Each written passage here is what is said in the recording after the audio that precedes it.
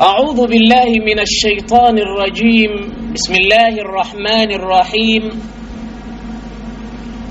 سبحان الذي أسرى بعبده ليلا من المسجد الحرام إلى المسجد الأقصى الذي باركنا حوله لنريه من آياتنا إنه هو السميع البصير.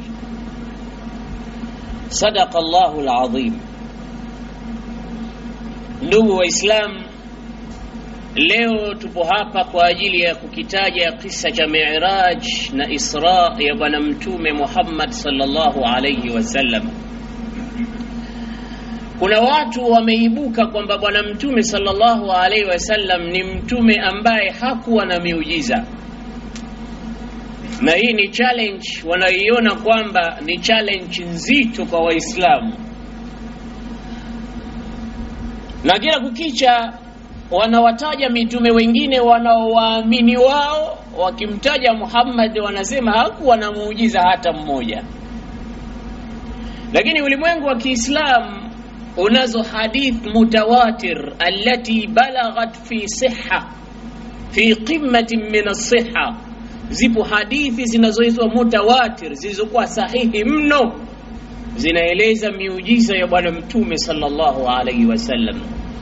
Wale wanaosema kwamba Mtume Muhammad hakuwa na miujiza, hebu leo watu wazime masikio yao kidogo wapate kuona miongoni tu mwa miujiza mingi alikuwa nayo Bwana Mtume sallallahu alaihi wasallam.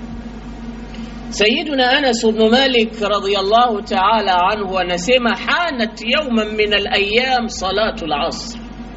Siku moja ilikaribia sala ya alasiri, walam yakun hunaka ma'un natawaddau bihi, na hatukuwa na maji ya kutawadhia kwa ajili ya kutekeleza sala ya alasiri. Bwana Mtume Muhammad sallallahu alaihi wasallam akaitwa na sahaba, hatuna maji ya Rasulullah tupate kusali salatu al-asr. Mtume akasema, ituni bi ina'in, hebu nileteni chombo. Watu wakaleta haraka chombo kilichokuwa na maji machache mno, hata mtu mmoja hawezi kuzitawadha zile nguzo 6 za udhu kwa maji yale. Bwana Mtume sallallahu alaihi wasallam anasema, Anas ibn Malik, wa akhadha yad'u asabi'ahu fi ina, Mtume akaweka vidole vyake ndani ya chombo, wa akhadha al-ma'u yatafajjaru min baini asabi'i an-nabi sallallahu alaihi wasallam, maji yakaanza kutoka katika vidole vya Bwana Mtume Muhammad sallallahu alaihi wasallam. Na sio hadithi hii tu, hii ni hadithi ya Anas ibn Malik. Iko hadithi ya Abdullah ibn Mas'ud.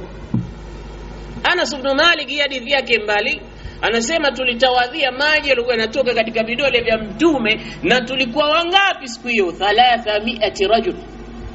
Watu 300 wametawadhia maji yametoka kutoka katika vidole vya Mtume sallallahu alaihi wasallam. Sasa jiulize, tanki lake lilikuwa wapi la maji yale?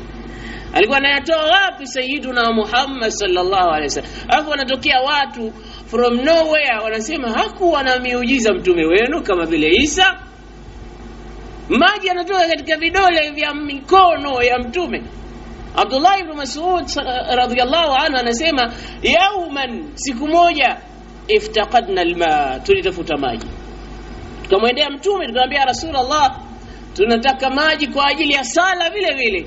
Mtume sallallahu alayhi wasallam akaitisha chombo kama alivyoitisha katika hadithi ya Anas ibn Malik.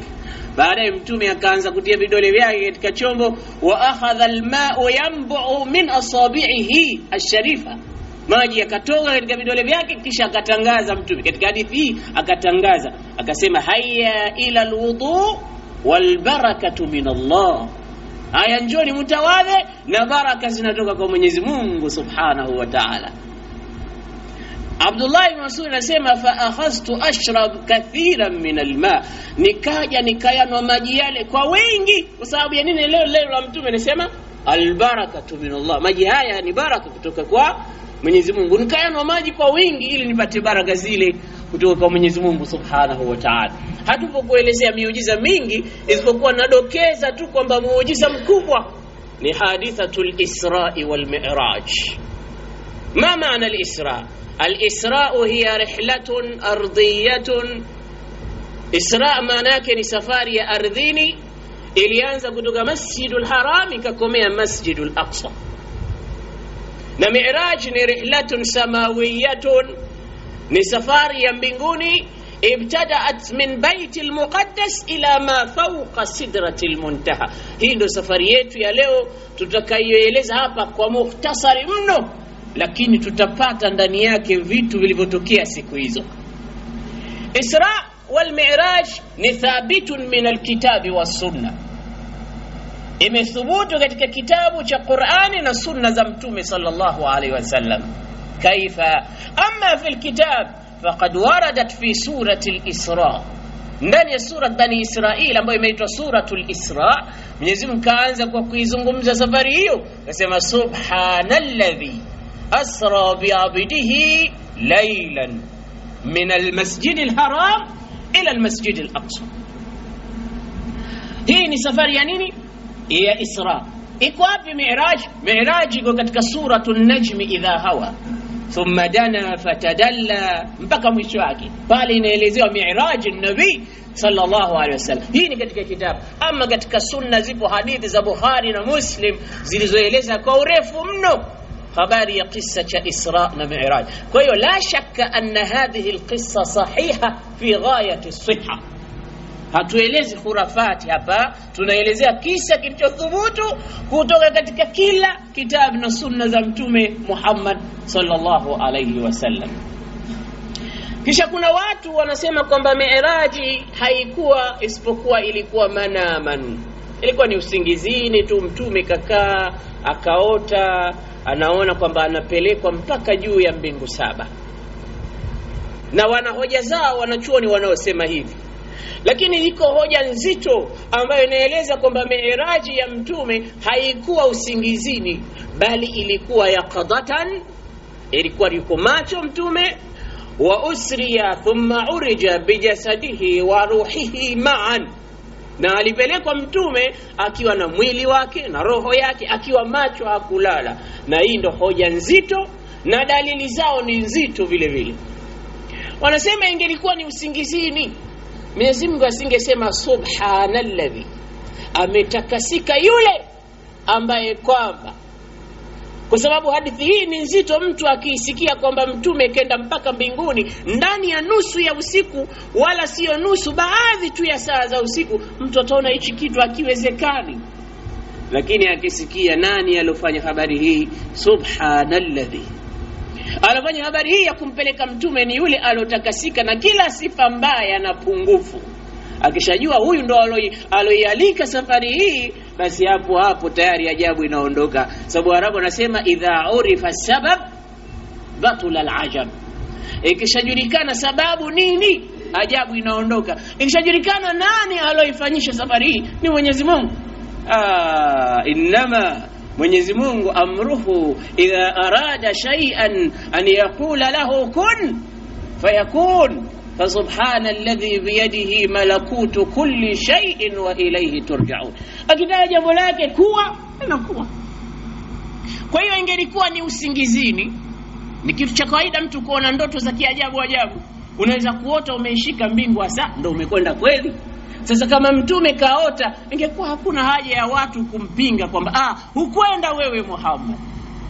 Ingekuwa haraka watu wangemwamini, kwa sababu usingizini unaweza fika mbali mpaka ukajiona umepasua mbingu umekwenda. Lakini kwa kuwa ilikuwa ni yaqadatan, akiwa Mtume yuko macho, tena akiwa na roho yake, ndipo Mwenyezi Mungu kusema subhanalladhi, ametakasika yule ambaye kwamba asra bi'abdihi laylan min almasjidil haram. Hiyo dalili ya kwanza. Dalili ya pili ni kwamba al-ibara bi'abdihi, Mwenyezi Mungu kusema subhanalladhi asra bi ruhihi, subhanalladhi asra bi'abdihi, wal 'abdu huna huwa al-jasad war-ruhu ma'an. Mja wake, hakusema roho yake, mja wake, na maana yeye na roho yake na kila kitu chake. Kwa hiyo alipelekwa mzima mzima. Hoja ya tatu ni kwamba waliweza viumbe wadogo sana ambao Mwenyezi Mungu kawaumba kufanya maajabu makubwa. Mfano wake Suleiman.